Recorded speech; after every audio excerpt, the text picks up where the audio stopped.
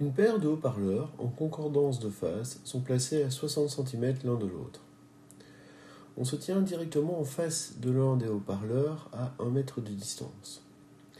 Quelle est la plus petite fréquence qui va produire des interférences constructives à cet endroit? La première chose que nous allons faire est de réaliser un schéma de la situation. Alors, ici, on nous parle d'interférences constructives.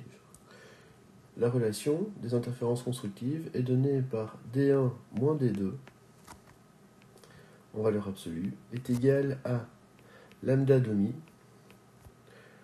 multiplié par 2K.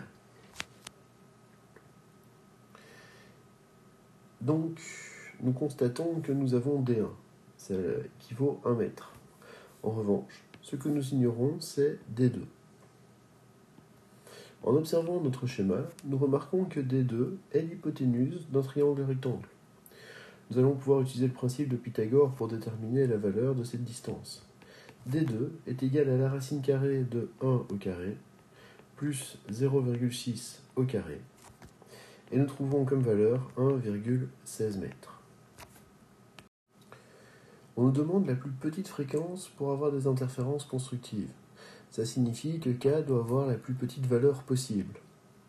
Comme nous ne sommes pas à équidistance des deux sources, nous devons déjà exclure K égale 0. Nous allons donc considérer que K vaut 1.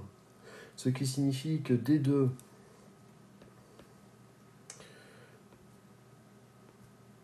moins D1, ou D1 moins D2 en valeur absolue, est égal à lambda.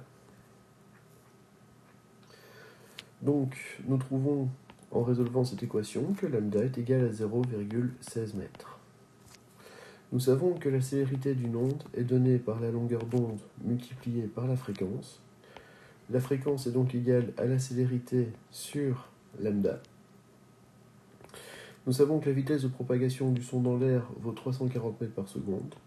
Nous avons donc 340 divisé par 0,16. Et nous trouvons comme valeur de fréquence 2125 Hz.